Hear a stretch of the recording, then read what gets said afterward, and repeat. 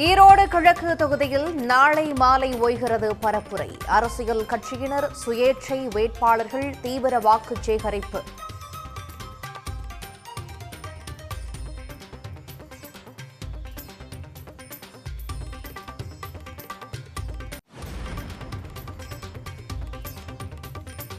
ஈரோட்டில் பெரியார் பயன்கள் குறித்த துண்டறிக்கை விநியோகித்த தபேதிகவினர் மீது தாக்குதல். அராஜகத்தில் ஈடுபடும் நாம் தமிழர் கட்சியினர் மீது நடவடிக்கை எடுக்க கோரி பல்வேறு அமைப்பினர் போராட்டம்.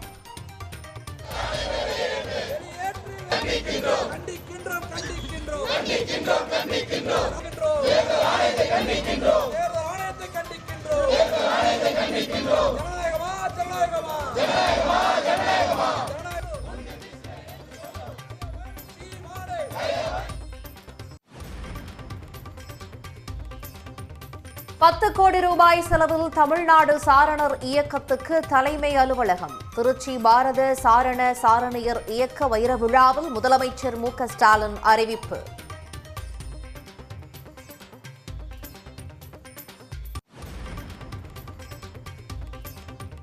மண்டச்சநல்லூர் அருகே தண்ணீர் தொட்டி கட்ட தோண்டப்பட்ட குழியில் பழமையான 3 ஐம்பொன் சிலைகள் மீட்பு. பல கோடி ரூபாய் மதிப்பிலான சிலைகளை கைப்பற்றி தொல்லியல் துறை விசாரணை.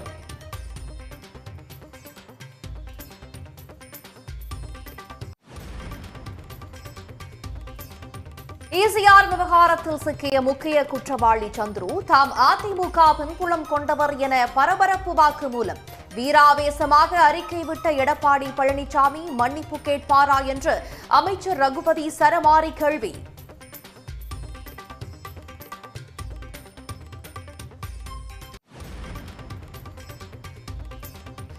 பருவமழை ஓய்ந்ததால் வேதாரண்யத்தில் உப்பு உற்பத்திக்கான முதற்கட்ட பணிகள் மும்முரம்.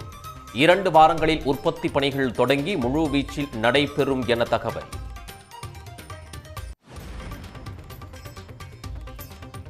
தமிழ்நாட்டில் மேலும் 6 இடங்களில் தோழி மகளிர் விடுதிகள் கட்ட டெண்டர் கோரியது தமிழ்நாடு அரசு. 1200 பெண்கள் தங்கும் வகையில் 70 கோடி செலவில் விடுதிகள் கட்ட திட்டம்.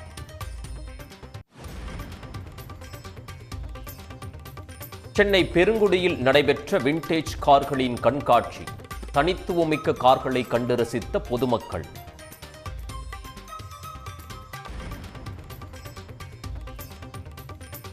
திராவிட ஆரிய கலாச்சார போரை முடிவுக்கு கொண்டுவர மு.க.ஸ்டாலின் முயற்சி என நியூயார்க் டைம்ஸ் புகழாரம். சிந்துவெளி எழுத்து முறையை புரிந்து கொள்ள வழி செய்வோருக்கு 8,66,00,000 பரிசு அறிவித்ததற்கு பாராட்டு.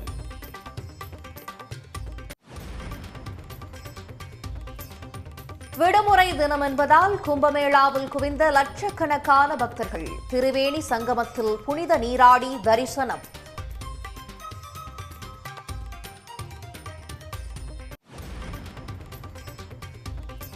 வக்ஃப் வாரிய சட்டத்திருத்த மசோதா நாளை நாடாளுமன்றத்தில் தாக்கல். எதிர்க்கட்சிகளின் கடும் எதிர்ப்புக்கு மத்தியில் தாக்கலாகிறது.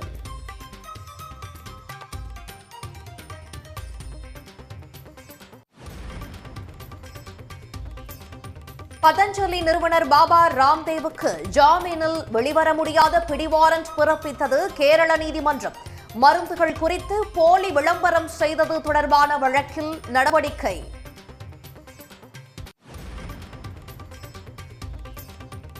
ஜூனியர் மகளிர் 20 ஓவர் உலகக்கோப்பை போட்டியில் இந்தியா மீண்டும் சாம்பியன். தென்னாப்பிரிக்காவை 9 விக்கெட் வித்தியாசத்தில் வீழ்த்தி அசத்தல்.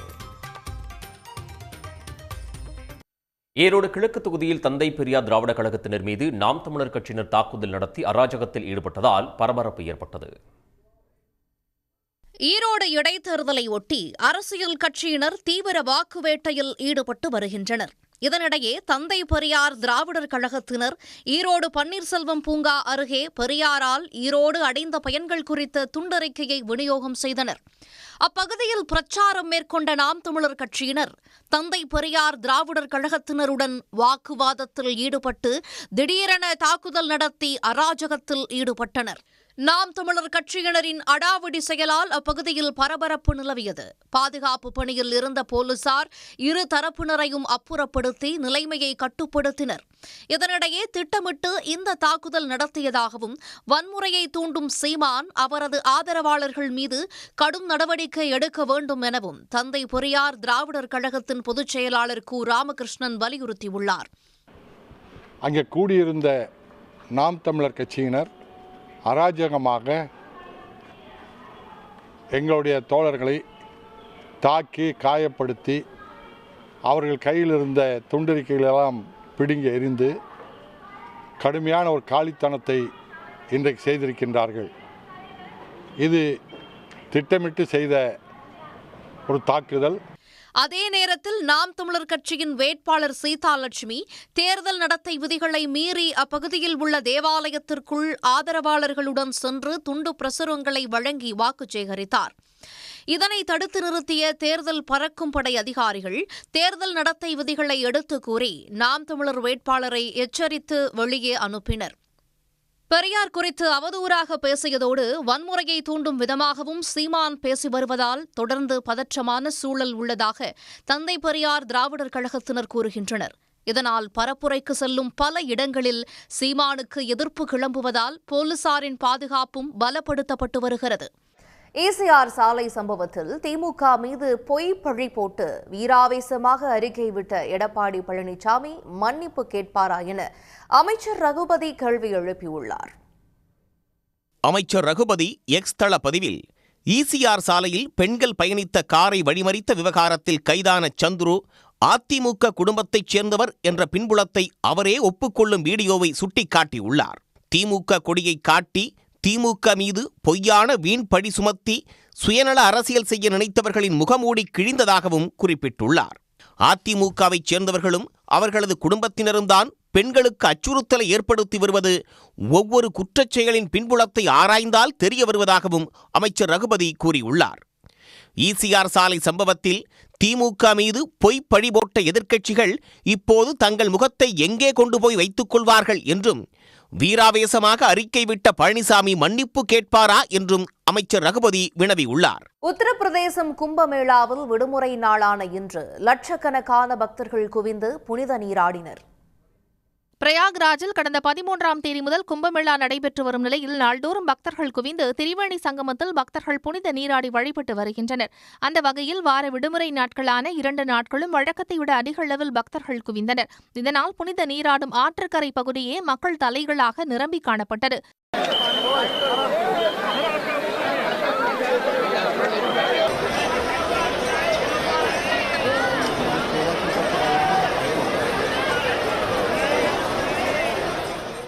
கும்பமேளாவில் வெளிநாட்டைச் சேர்ந்தவர்களும் ஏராளமானோர் பங்கேற்று ஆர்வமுடன் நீராடி வருகின்றனர். கும்பமேளாவில் நீராடுவதற்கு மிக விசேஷமான பசந்த பஞ்சமி நாளை கொண்டாடப்படுவதால் அதிகளவில் நாக சாதுக்கள் புனித நீராட உள்ளனர். பக்தர்களும் அதிகளவில் குவிந்து வருவதால் துணை ராணுவம் போலீசாரின் கண்காணிப்பு தீவிரப்படுத்தப்பட்டு வருகிறது.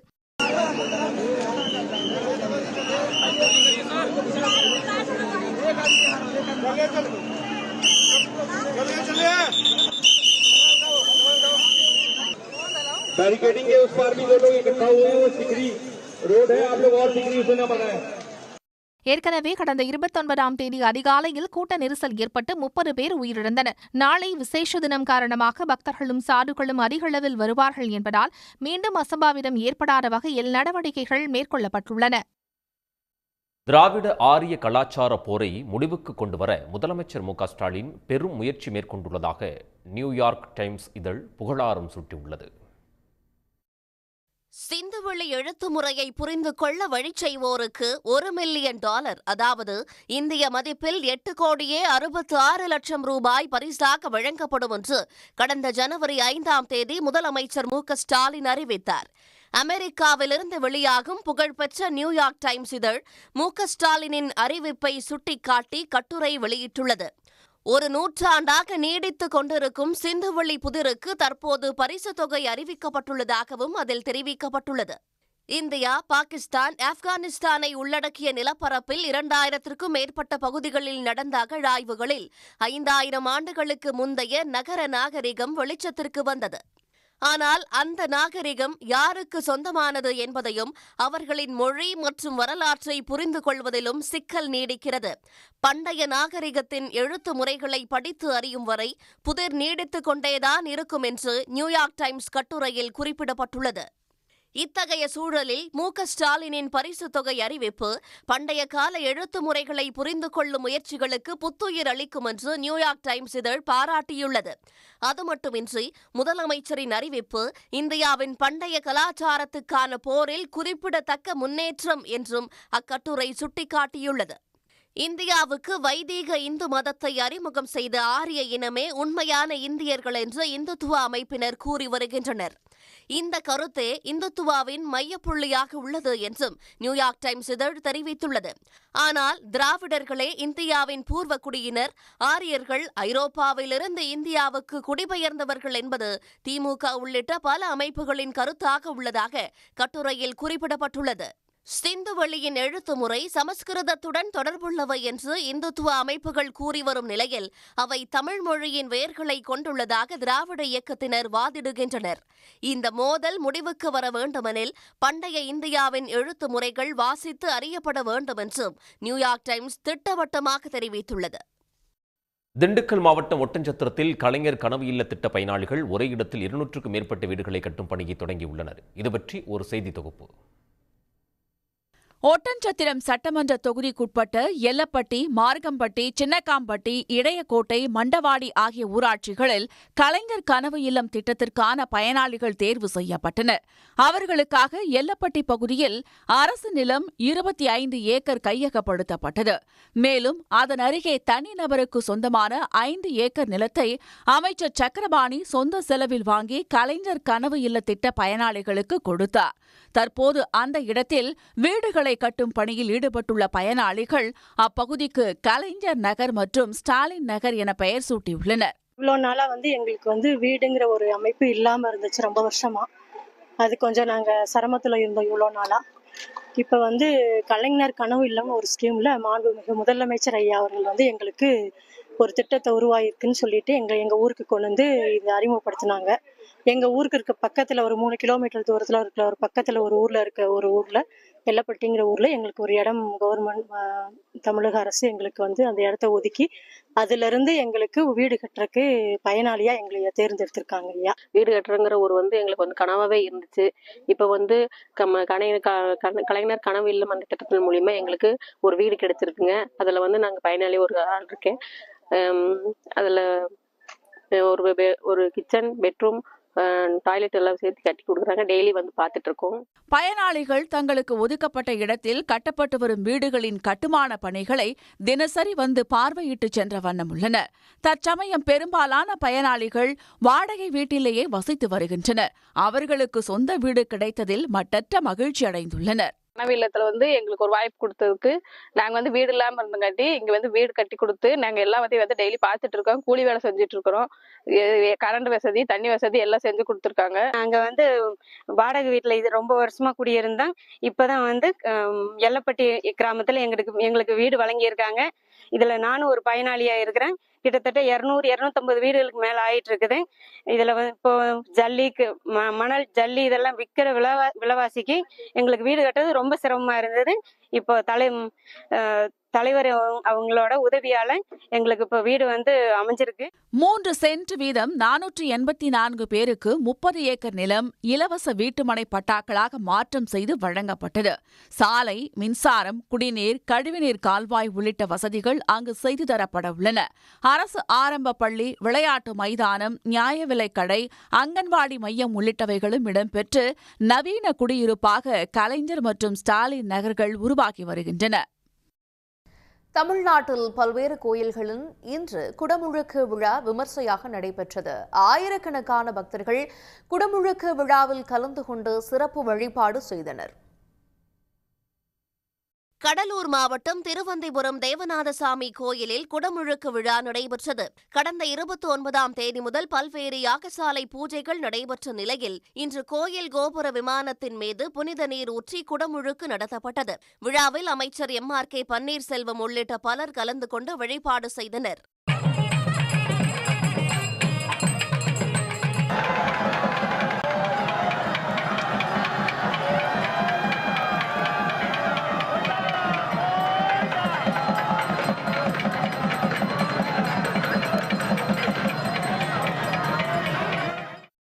திருவண்ணாமலை மாவட்டம் ஆரணி டவுன் சைதாப்பேட்டை கமண்டல நாகநதி ஆற்றங்கரையோரம் அமைந்துள்ள காளியம்மன் ஆலயத்தில் குடமுழுக்கு விழா கொடியேற்றத்துடன் தொடங்கியது. 41 அடி உயரமுள்ள மங்களகாளி சிலைக்கு கலச நீரை ஊற்றி குடமுழுக்கு விழா நடைபெற்றது.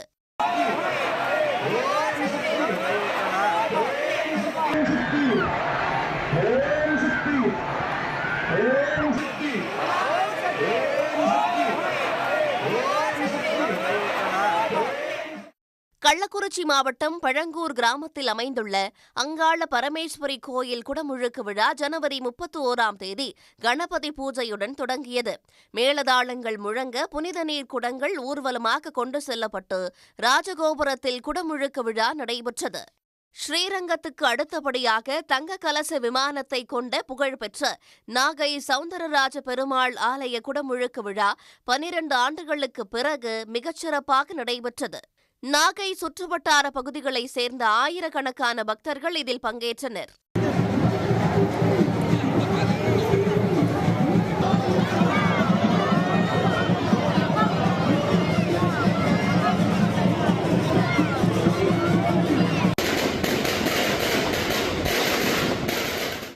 இதனிடையே புதுக்கோட்டை, உளுந்தூர்பேட்டை, செய்யாறு உள்ளிட்ட பகுதிகளில் உள்ள கோயில்களிலும் குடமுழுக்கு விழா சிறப்பாக நடைபெற்றது. விடுமுறை தினம் என்பதால் அனைத்து கோயில்களிலும் கூட்டம் அலை மோதியது. கார் பிரியர்களை கவரும் வகையில் பழங்கால கார்களின் கண்காட்சி சென்னை பெருங்குடியில் நடைபெற்றது. சிறுவர்கள், இளைஞர்கள் என பல்வேறு வயதினரும் கண்காட்சியில் நிறுத்தப்பட்டிருந்த கார்களை ஆர்வத்துடன் கண்டு ரசித்தனர். நவீன கால தொழில்நுட்பத்திற்கு ஏற்ப ஆட்டோமொபைல் வர்த்தக சந்தையில் பல்வேறு புது அம்சங்களோடு கூடிய கார்களை நிறுவனங்கள் போட்டி போட்டுக்கொண்டு அறிமுகப்படுத்துகின்றன.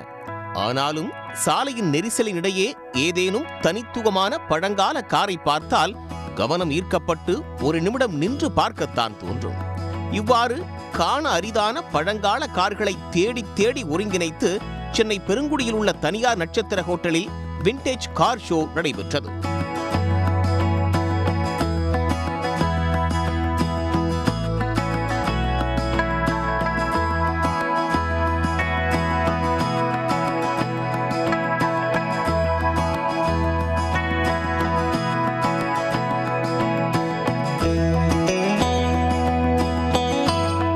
Rolle's Royce, Bentley, Benz, Mini Cooper, Ford உள்ளிட்ட பல்வேறு நிறுவனங்களின் 50 ஆண்டுகள் முதல் 100 ஆண்டுகள் பழமையான கார்கள் கூட கண்காட்சியில் கார் பிரியர்களின் பார்வைக்காக நிறுத்தப்பட்டிருந்தன.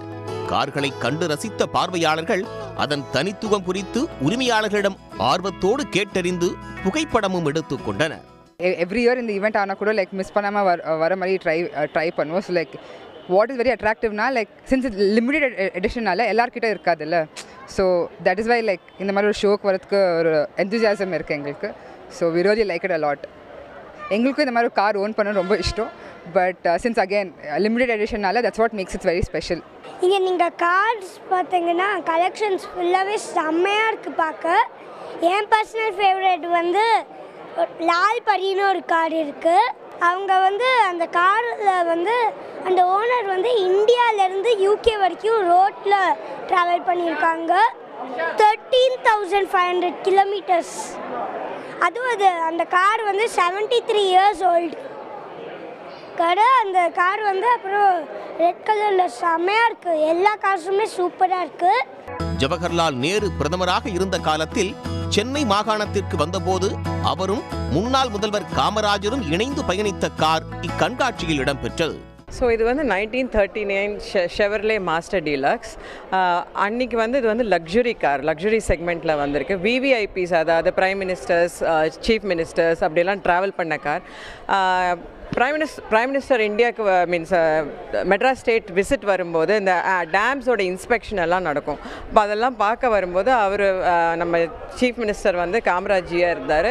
மெட்ராஸ் ஸ்டேட்டாக இருக்கிறதுனால தமிழ்நாடும் கேரளா முன்னால் ஹாஃப் இது மெட்ராஸ் ஸ்டேட்டில் இருந்தது. அப்போ பாலக்காடு ஆலியார் டேம் அதோட இன்ஸ்பெக்ஷனுக்கெல்லாம் வந்திருந்தாங்க. அப்போ இதில் ட்ராவல் பண்ணுவாங்க. ஸோ அப்படி அது ரொம்ப ஃபேமஸான கார். இது தசாப்தங்கள் பல கடந்தாலும் பல்வேறு வரலாற்று நினைவுகளோடு கண்காட்சிகள் நிறுத்தப்பட்டிருக்கும் இவை வெறும் கார்கள் மட்டுமல்ல, ஒவ்வொன்றும் பொக்கிஷங்கள் என்கின்றனர் பார்வையாளர்கள்.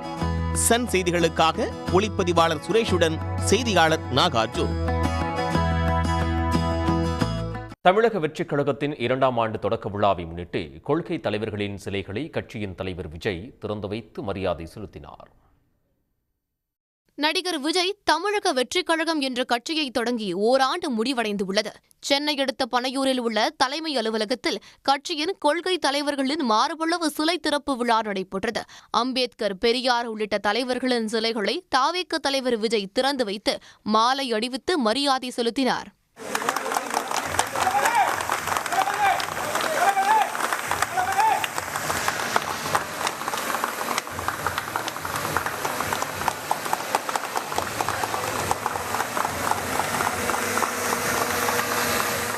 முன்னதாக தாவேக தொடங்கி ஓராண்டு நிறைவடைந்தது தொடர்பாக அக்கட்சியின் தலைவர் விஜய் அறிக்கை வெளியிட்டுள்ளார்.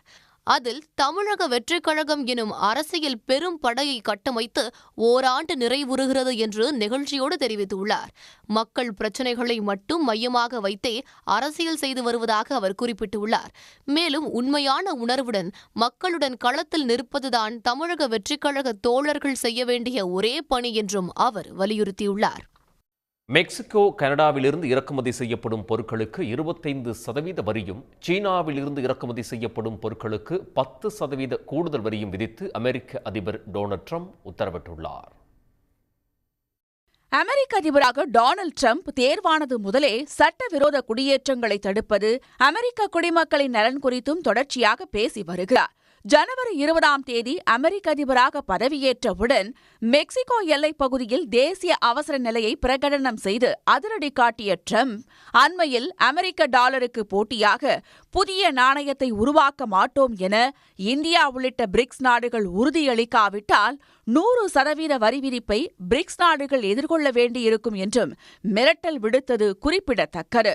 இந்நிலையில் தற்போது மெக்சிகோ மற்றும் கனடாவிலிருந்து இறக்குமதி செய்யப்படும் பொருட்களுக்கு 25%, கனடாவிலிருந்து இறக்குமதி செய்யப்படும் கச்சா எண்ணெய் உள்ளிட்ட ஆற்றல் வளங்களுக்கு மட்டும் 10% வரி விதிக்கப்படுவதாக டொனால்ட் ட்ரம்ப் அறிவித்துள்ளார்.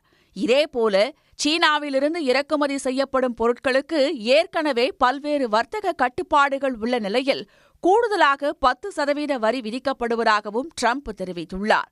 அமெரிக்காவின் புதிய வரி விதிப்பு திங்கட்கிழமை முதல் நடைமுறைக்கு வர உள்ளது. டொனால்ட் ட்ரம்பின் இந்த நடவடிக்கைக்கு பதிலடி கொடுக்க கனடா தயாராக இருப்பதாக அந்நாட்டு பிரதமர் ஜஸ்டின் ட்ரூடோ தெரிவித்துள்ளார். அமெரிக்காவின் நடவடிக்கையை எதிர்கொள்ளும் வகையில் அமெரிக்காவிலிருந்து கனடாவுக்கு இறக்குமதி செய்யப்படும் பொருட்களுக்கு 25% வரி விதிக்கப்படுவதாகவும் ஜஸ்டின் ட்ரூடோ அறிவித்துள்ளார். இதேபோல் பிரச்சினைகளுக்கு பேச்சுவார்த்தை மூலம் தீர்வு காண்பதற்கு பதிலாக தாக்குதல் நடத்த தொடங்கினால் உரிய பதிலடி கொடுக்கப்படும் என்று மெக்சிகோ அதிபர் கிளாடியா எச்சரித்துள்ளார். மேலும் மெக்சிகோவின் நலன்களை பாதுகாக்கும் வகையில் அமெரிக்காவுக்கு எதிராக வரி விதிப்பை மேற்கொள்ள உள்ளதாகவும் அவர் கூறியுள்ளார். சீனாவின் நலன்களை பாதுகாக்கும் வகையில் உரிய நடவடிக்கைகள் மேற்கொள்ளப்படும் என தெரிவித்துள்ள சீன வெளியுறவுத்துறை அமைச்சகம் வர்த்தக போர்களில் யாரும் வெற்றி பெற முடியாது என்றும் தெரிவித்துள்ளது. உடனுக்குடன் செய்திகளை தெரிந்து கொள்ள சன் நியூஸ் பெல் ஐகானை கிளிக் பண்ணுங்க.